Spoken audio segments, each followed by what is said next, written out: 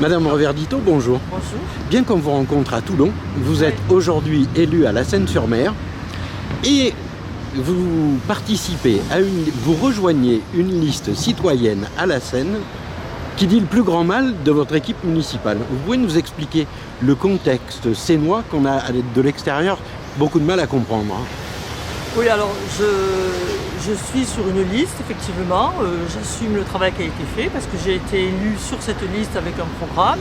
Je pense qu'en termes d'écologie, j'ai effectivement fait du bon travail avec le soutien du maire. Parce que quand on fait un travail dans une équipe, c'est avec le soutien de son maire. Maintenant, je rejoins une liste citoyenne, une liste qui est en train de travailler à faire des propositions, une liste qui est en train de se construire. Qui effectivement est une liste citoyenne, et dans les citoyens, ce qu'ils voient au départ, c'est ce qui ne va pas, et c'est normal. Autrement, on ne se présenterait pas à des élections. On se présente à des élections pour essayer de faire mieux que ce qui sont en place. Donc moi j'assume que dans l'équipe dans laquelle j'étais, on a fait des choses bien. On n'a aussi pas fait certaines choses qu'on aurait pu faire pendant ce mandat. Donc les citoyens voient ce qui ne va pas. Il exprime, et maintenant il faut ensemble qu'on construise un projet pour que ça aille mieux. Moi j'ai dit que je serai en soutien sur cette liste, donc je les aide à travailler, je leur apporte mon expérience, entre guillemets, puisque j'ai quand même un certain âge et j'ai aussi une petite habitude de la vie politique. Je reste quand même en retrait, c'est-à-dire que c'est les citoyens qui font le travail, je respecte cette liste. Je respecte ses membres, je respecte les gens qui la rejoignent et qui ont envie de travailler. Ce qui m'importe à moi, c'est que les idées de l'écologie, parce que effectivement je suis profondément écologiste et que je crois qu'il faut travailler pour cette planète, on est là pour le climat. Donc ce qui m'importe, c'est que localement, on ait des actions qui effectivement aillent dans le sens d'un mieux-être des citoyens, mais aussi et surtout d'un mieux-être de la planète, parce que ça part de là. Mais certains de nos détracteurs disent qu'en créant une liste qui va s'opposer au maire sortant, vous prenez le risque de faire élire des gens de droite, voire d'extrême droite.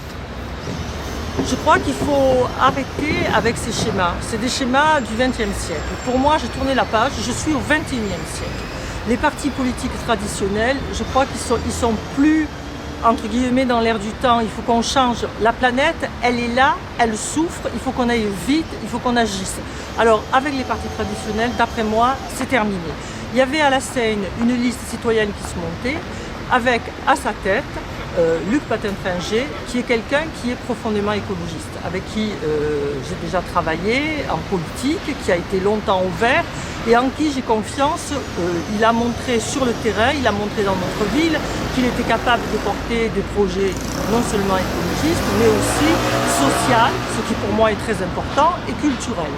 Je crois qu'il a une vraie capacité à apporter le changement dans cette ville. Qu'est-ce que je pouvais faire? Je pouvais le laisser aller sur cette liste citoyenne, la monter, et puis moi être avec les partis traditionnels.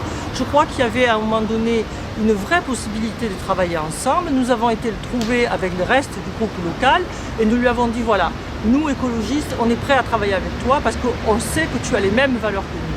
Par contre, on va te demander certaines choses, et donc ce que nous avons demandé, on n'avance pas caché, on n'est pas là pour faire semblant. On a été sincère, on a dit voilà, la première chose, on voudrait que cette liste, ce soit une liste verte et ouverte, parce qu'on estime qu'il faut une ouverture sur le monde, une ouverture sur les nouvelles technologies, une ouverture sur l'avenir, une ouverture pour que notre planète se transforme.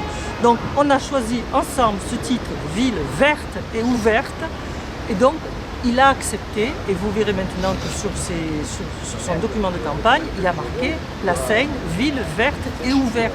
Pour nous, ça c'est un engagement. On a demandé aussi à ce qui est notre logo Europe Écologie Les Verts pour bien montrer que nous étions là. On sera donc présents, mais en même temps, nous n'avons pas d'ambition personnelle. Moi, je suis là pour aider parce que, effectivement, comme je disais tout à l'heure, je pense que je peux apporter quelque chose.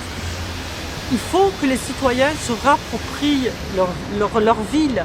Je pense que si on reste dans les partis traditionnels, les gens ils en ont marre.